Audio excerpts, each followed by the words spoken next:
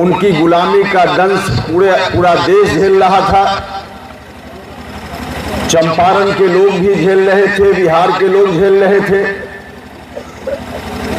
1917 में गांधी जी यहां आए। उस वक्त किस रूप में गांधी जी ने यहां आंदोलन की शुरुआत की होगी, यह सोचकर भी अंदर से विचित्र सा लगता है। कहां गुजरात से चलकर गांधी जी यहां आ गए। उस समय जंगल का इलाका, आने जाने की सुविधा नहीं, लेकिन गांधी जी यहां आए और यहां से दुनिया को संदेश दिया। किसानों पर जो अंग्रेजों का अत्याचार हो रहा था, उस अत्याचार के खिलाफ उन्होंने आवाज लगाई। राष्ट्रपिता बापू, आप यहां आए थे, किसानों की समस्याओं का हल कैसे निकले, इसके लिए यहां महीनों रहकर आपने आंदोलन चलाया।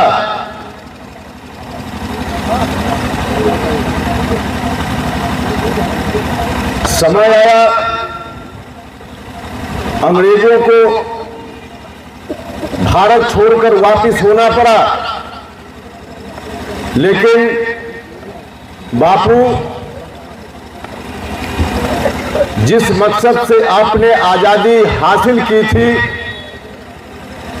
इस इलाके के किसानों तक वह मकसद अभी तक नहीं पहुंच पाया। आज भी किसान भाई परेशानी में।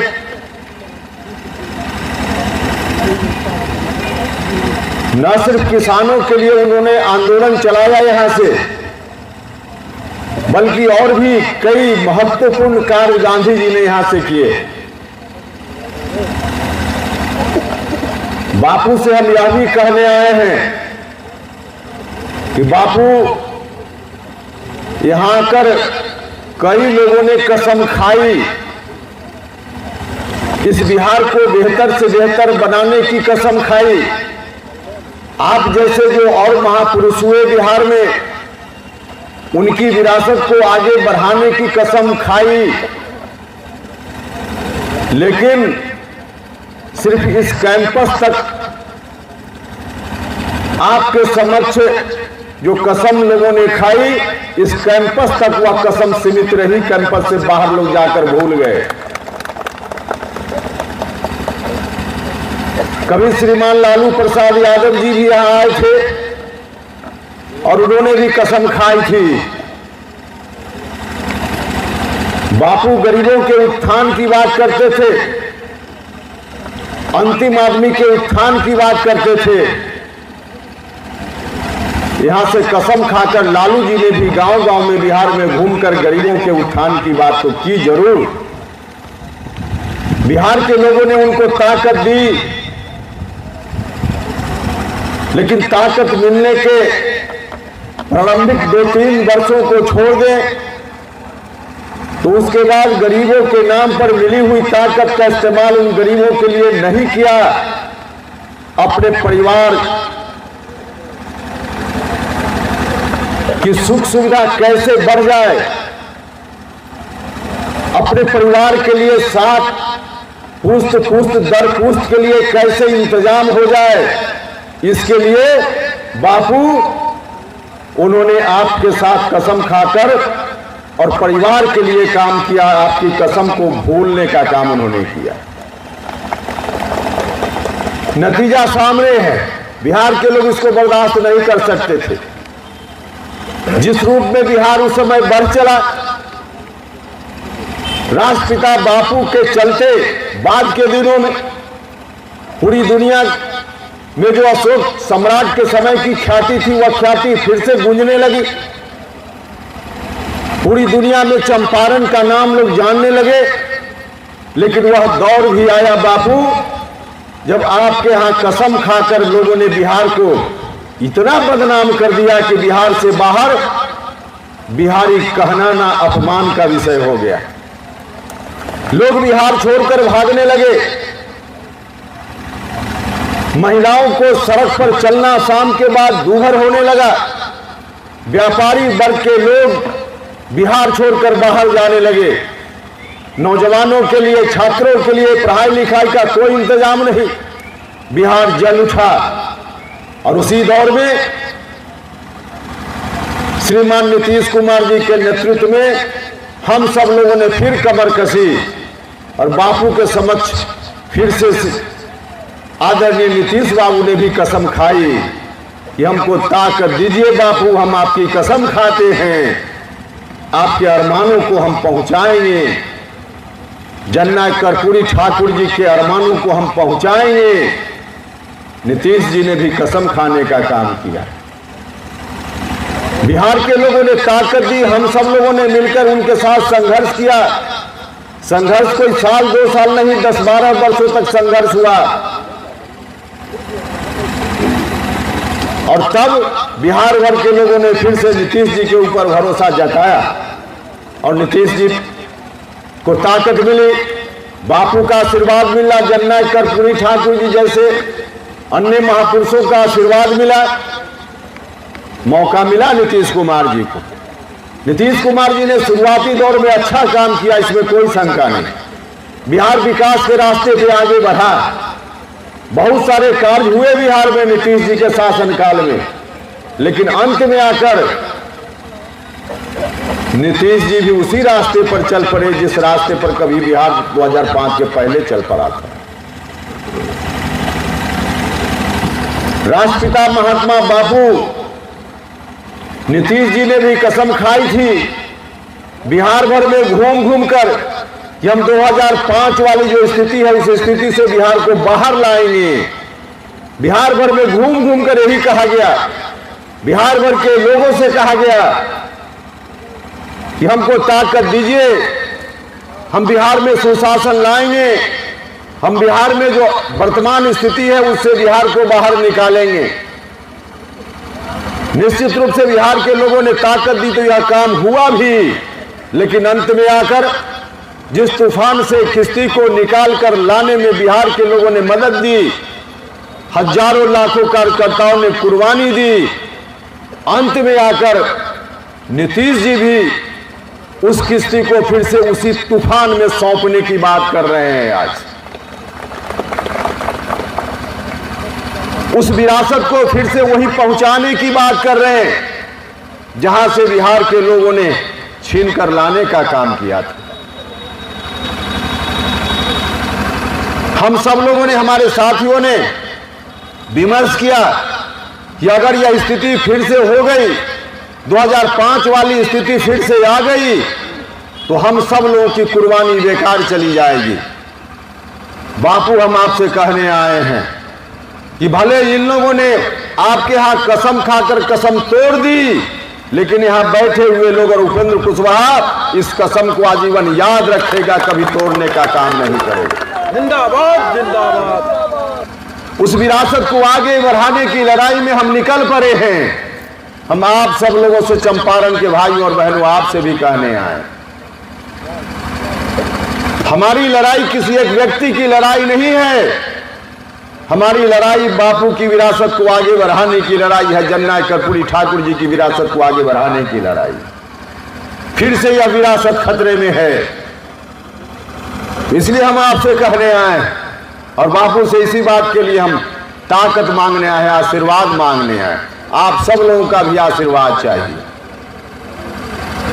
जब हमने पार्टी के अंदर कोशिश की कि जनता दल यूनाइटेड में ही इस काम को किया जा सके और नीतीश कुमार जी का जो कदम गलत रास्ते की ओर बढ़ चला है उसको रोका जा सके, तो मेरे बारे में ही क्या क्या कहा जाने लगा, क्या क्या कहा जाने लगा। क्या कसूर था मेरा, क्या कसूर था मेरा? जिस तरह से बातें की गई, अनर्गल बातें की गई, कहा गया कि उपेंद्र कुशवाहा तो आए और इनको हमने, इनके ऊपर बड़ी कृपा कर दी, बड़ा सम्मान दे दिया, इनको बिहार विधान परिषद का सदस्य बना दिया, बड़ा सम्मान दे दिया। लेकिन ऐसा कहते हुए शायद भूल गए कि जिस कुर्सी से जनता के हितों की रक्षा न हो, उस कुर्सी पर रहना उपेंद्र कुशवाहा को कभी पसंद नहीं हुआ। पहला उदाहरण नहीं है। हम राज्यसभा में थे, आधा से अधिक समय बचा हुआ था, एक क्षण भी हमने देर नहीं की। उस कुर्सी से लोगों को न्याय नहीं मिल रहा था, हम कुर्सी छोड़कर सड़क पर चले आए, संघर्ष में चले आए। भारत सरकार में मंत्री भी आप सब लोगों के आशीर्वाद से, बिहार के लोगों के आशीर्वाद से बनने का मौका मिला। किसी ने मुझको हटाया नहीं था। जो स्थिति थी उस स्थिति में मुझको लगा कि अब यहां रहकर गरीबों के साथ जो अन्याय हो रहा है उस अन्याय को हम रोक नहीं पाएंगे। एक मिनट भी हमने देर नहीं की, उसको भी हम छोड़कर चले आए। और इस बार कहा गया कि आपको एमएलसी बनाकर बड़ी कृपा हमने कर दी। हम वैसी कृपा, उपेंद्र कुशवाहा उस तरह का एहसान किसी का नहीं चाहता है। हम जनता के हितों के लिए काम करने के लिए राजनीति में आए हैं, अपनी सुख सुविधा के लिए राजनीति में नहीं आए हैं। इसलिए राज्यसभा की सदस्यता हमने त्याग दी, भारत के मंत्रिपरिषद की सदस्यता त्याग दी, और इस बार 4 साल बचा हुआ था अभी बिहार विधान परिषद की सदस्यता का। उपेंद्र कुशवाहा ने उसको त्याग करके फिर से संघर्ष के लिए सड़क पर आपके समक्ष आने का काम किया। लोग मेरे ऊपर आरोप लगाते हैं कि अति महत्वाकांक्षी है उपेंद्र कुशवाहा, इसलिए छोड़कर चला गया। अति महत्वाकांक्षा का क्या मतलब है? लोग बदलते हैं, मेरे ऊपर आरोप लगाने वाले लोग भी कितनी बार बदले हैं सब लोगों को मालूम है। लेकिन उनका बदलना कुर्सी के लिए हुआ है, इस कुर्सी से उछलकर उस कुर्सी पर इसके लिए बदलना हुआ है। उपेंद्र कुशवाहा का बदलना कुर्सी के लिए नहीं, कुर्सी छोड़कर संघर्ष में सड़क पर जाने के लिए हुआ है। तो अनर्गल बातें मेरे बारे में की गई, लेकिन इसकी चिंता मुझको नहीं है। एमएलसी की सदस्यता तो मेरे लिए बहुत छोटी चीज है। जनता के हितों की रक्षा के लिए बड़ी से बड़ी कुर्बानी भी देने की जरूरत पड़ी। गांधी जी ने कुर्बानी दी, देश को आजाद किया, लेकिन उनके सामने साथ भी क्या हुआ? तो इतनी बड़ी शहादत जब गांधी जैसे लोगों ने दी है, हम उनसे सीखने आए, हमने उनसे सीखा है। तो उसकी चिंता उपेंद्र कुशवाहा ने कभी नहीं की है भाइयों और मित्रों। इसलिए हम निकल पड़े हैं संघर्ष के रास्ते पे। हम बापू के समक्ष कसम खाते हैं, चाहे जो भी परिस्थिति आ जाए, लेकिन बिहार को 2005 के पहले वाली स्थिति में नहीं जाने देंगे, नहीं जाने देंगे, नहीं जाने देंगे। जिंदाबाद जिंदाबाद। बापू आपके साथ भी लोग गलत कर रहे हैं, झूठ बोल रहे हैं, आज भी जारी है। बापू ने कहा था शराब पीना गलत है, नशा करना गलत है। निश्चित रूप से बापू के आदर्शों को, बापू की सीख को हम लोग भी मानते हैं। हम लोग भी मानते हैं शराब नहीं पीना चाहिए, नशा नहीं करना चाहिए, हम लोग भी मानते हैं। लेकिन आज जिस तरह से सत्ता में बैठे हुए लोग ढिढोरा पीट रहे हैं, बापू लोग झूठ बोल रहे हैं। शराब गांव में नहीं बंद है, बिहार में शराब नहीं बंद है। आपको लोग झूठ बोलकर आपको बता रहे हैं कि शराब हमने बंद कर दी। शराब नहीं बंद है बापू, नशा नहीं बंद है बापू, बल्कि पहले से ज्यादा बढ़ गया है। पंजाब जैसे राज्य में वहां के युवा किस तरह से ड्रग्स लेकर के, नशीली दवाओं को लेकर के अपनी जवानी को बर्बाद करते रहे हैं। अब सिर्फ पंजाब ही नहीं, अब बिहार भी इस काम से अछूता नहीं है। अब बिहार में भी इस तरह से आप चले जाइए, यूनिवर्सिटीज में, हॉस्टल्स में चले जाइए, नौजवानों के बीच चले जाइए, जो पढ़ने लिखने वाले नौजवान है, युवा है, आज उनका जीवन बर्बाद हो रहा है। कहने के लिए, घोषणा करने से, कानून बनाने से शराबबंदी नहीं हो सकती है। कानून बनाकर अगर अपनी पीठ थपथपा लेंगे कि शराब बंद, तो शराब नहीं बंद है, शराब नहीं बंद है। इस कानून का लाभ गांव के गरीब लोगों को नहीं है। इसका कानून का लाभ अगर किसी को है तो सरकारी अधिकारी, चाहे पुलिस प्रशासन के लोग हों, एक्साइज वाले लोग हों, उनके लाभ के लिए यह कानून है। गांव के गरीब लोगों के लाभ के लिए कानून नहीं है। बापू आपने जो उपदेश दिया, उस उपदेश को लागू करने के लिए यह कानून नहीं है। पुलिस के अधिकारियों की जेब भरने के लिए यह कानून है, उनके लिए कानून है। और उस कानून का आड़ लेकर के लोग गरीबों के ऊपर डंडा किस तरह से चलाते हैं, डंडा किस तरह से चलाते हैं। कहा जाता है कि हमने तो गरीबों के हित की बात कर दी, पैसा पहले कमा कर लाता था, अब शराब पी जाता था, अब पैसा बच रहा है। नहीं बच रहा है, बापू लोग झूठ बोल रहे हैं। पहले जिसका जो व्यक्ति गरीब आदमी कमा कर लाता था 100 रुपया, 50 रुपया खर्च करता था, अब कमा कर लाता है 200 रुपया, 200 में 200 खर्च हो जाता है। और पुलिस यदि पकड़ लेती है तो 6 महीना की कमाई कर्ज लेकर के कहीं से उसको चुकाना पड़ता है। गरीब लोग जेल जा रहे हैं। कौन लोग हैं जेल में? गरीब लोग जेल में हैं। जो पासी समाज के लोग हैं बिहार भर में किस तरह से परेशान, जो गरीब लोग हैं। ताड़ी कौन पीता है? गरीब आदमी, किसी जात का हो, किसी धर्म का हो, उसका जीवन यापन पासी भाइयों का समाप्त हो गया। एक जरिया था जीने का, किसी तरह से जीते थे। तो जो गरीब लोग हैं उनके ऊपर डंडा के रूप में यह कानून चल रहा है। बापू, आपको लोग कह रहे हैं कि आपके उपदेश को नीचे तक ले जाने के लिए हम यह कानून चला रहे हैं। झूठ है, यह कानून गरीबों के खिलाफ कानून है। आपके उपदेश को जनता तक पहुंचाने के लिए कानून नहीं है। हम लोग चाहते हैं कि बापू का जो उपदेश है वो अक्षर से नीचे तक पहुंचे। शराब पीना गलत है, नशा आत्मा शरीर दोनों को बर्बाद करता है। बापू कहते थे, यह बात सही है, नहीं पीना चाहिए शराब, लेकिन कानून बनाने से सिर्फ काम नहीं चलेगा।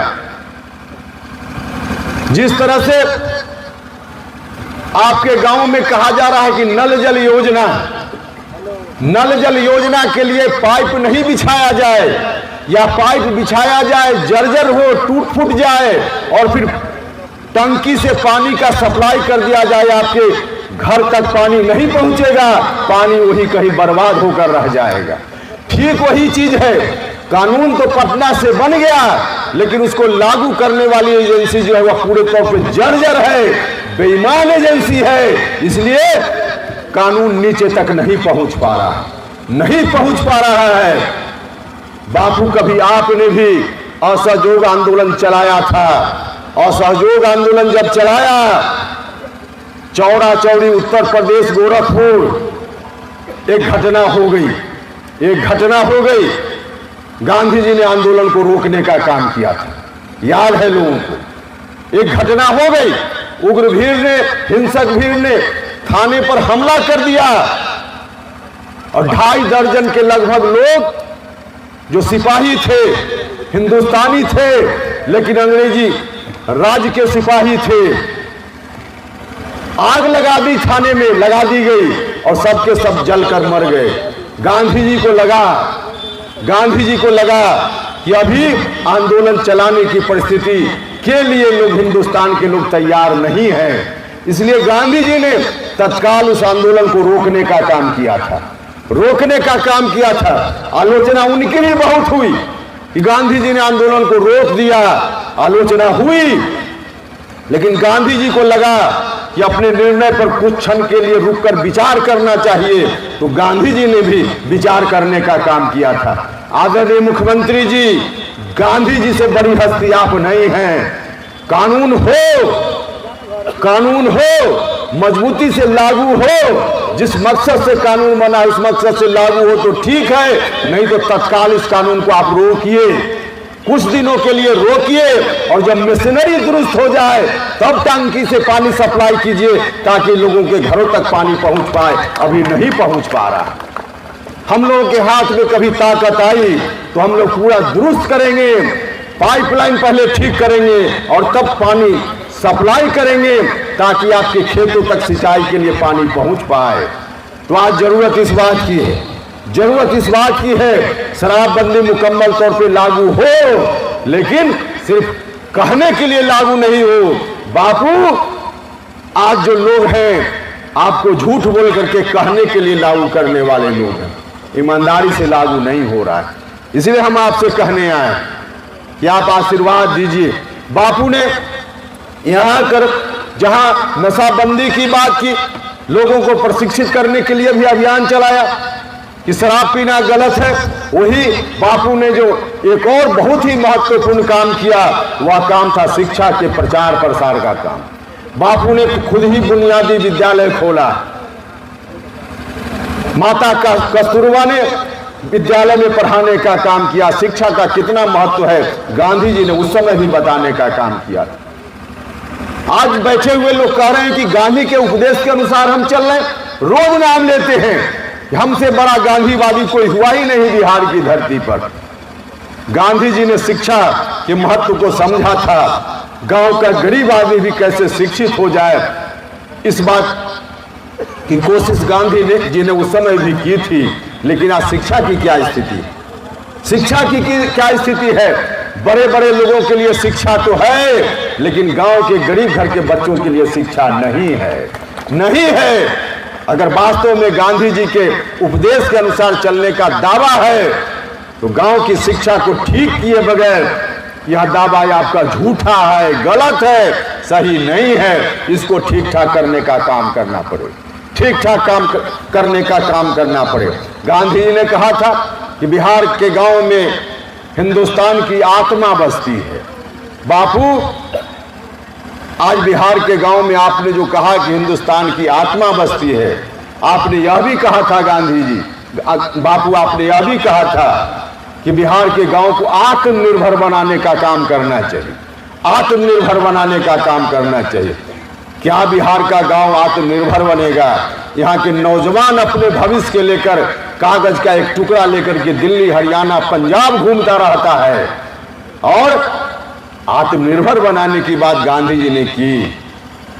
कहने के लिए गांधी के उपदेश के अनुसार चलने का काम हो रहा है, लेकिन नहीं हो रहा है, नहीं हो रहा है। हमारे यहाँ के हजारों लाखों नौजवान छात्र कोटा में जाकर, दिल्ली जाकर, न जाने कहां कहां जाकर के बिहार का पैसा वहां पहुंच रहा है और बिहार कंगाल हो रहा है। इसलिए क्या कोटा बिहार में नहीं हो सकता था?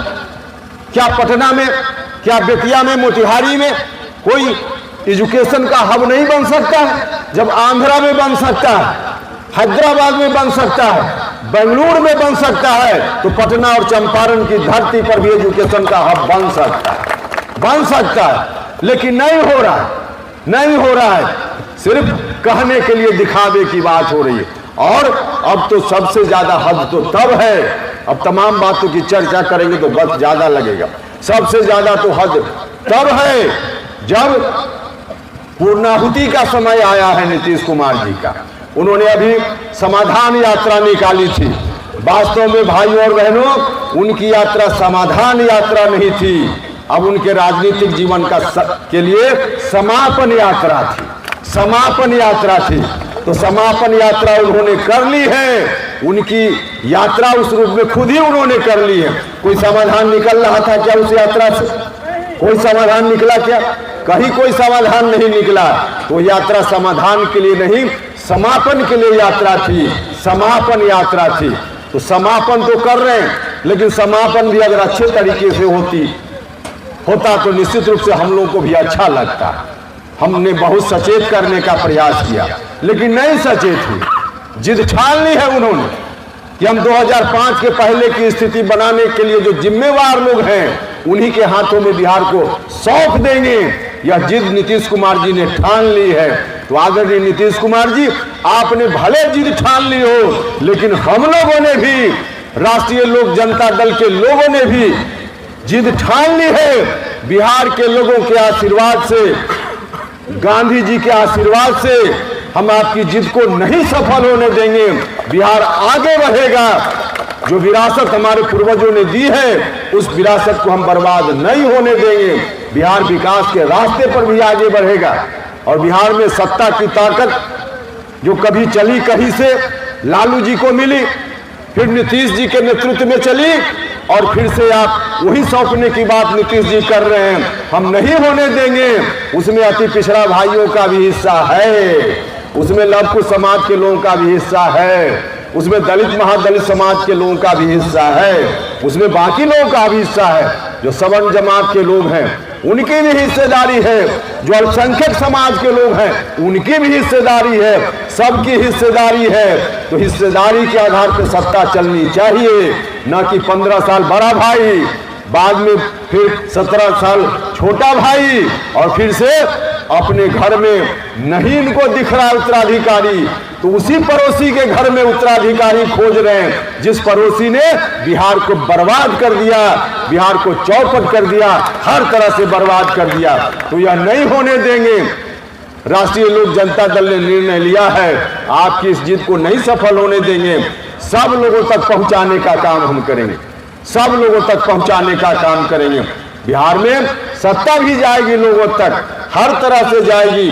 नौजवानों के लिए रोजगार का भी इंतजाम होगा, पढ़ाई लिखाई का भी अच्छा इंतजाम होगा, स्वास्थ्य का भी अच्छा इंतजाम होगा, हर तरह से होगा। इसलिए आइए आप सब लोग मिलकर, हम आपसे भी आशीर्वाद मांगने आए हैं। चंपारण के भाइयों और बहनों, हम बापू का नमन करके उनसे भी आशीर्वाद मांगने आए हैं। तो बापू से हमने आशीर्वाद इसलिए मांगा है, और आप सब लोगों से ही हम आग्रह कर रहे हैं कि आइए आप सब लोग मिलकर, जाति धर्म से ऊपर उठ करके सब लोग मिलकर के एक बार ताकत दीजिए, ताकि जन्ना कर्पूरी ठाकुर बापू जैसे महापुरुषों की विरासत को, जगदेव बाबू जैसे लोगों की विरासत को आगे बढ़ाने में हम सब लोग मिलकर कामयाबी हासिल कर पाए, और बिहार फिर से सम्राट अशोक के समय जो हिंदुस्तान को और बिहार की धरती से ही जब चलता था उनका, तो सोने की चिड़िया के रूप में लोग कहते थे, फिर से बिहार सोने की चिड़िया बन पाए,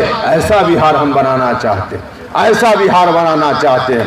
तो आइए सबको इज्जत मिले, सबको इज्जत मिले, सबको रोटी मिले, ऐसा बिहार बनाना चाहते हैं। तो सबको इज्जत, सबको रोटी, बस इतनी सी है छोटी मोटी बातें। अब इस आप सब लोगों से ही आग्रह है, सब लोगों से आग्रह है कि आइए आप सब लोग मिलकर के साथ दीजिए, सहयोग कीजिए। इन्हीं शब्दों के साथ आप सभी लोगों का मैं हृदय से बहुत बहुत धन्यवाद करता हूं, और फिर से बापू के चरणों में एक बार सर झुकाते हुए अपनी बात समाप्त करता हूं। बहुत बहुत धन्यवाद।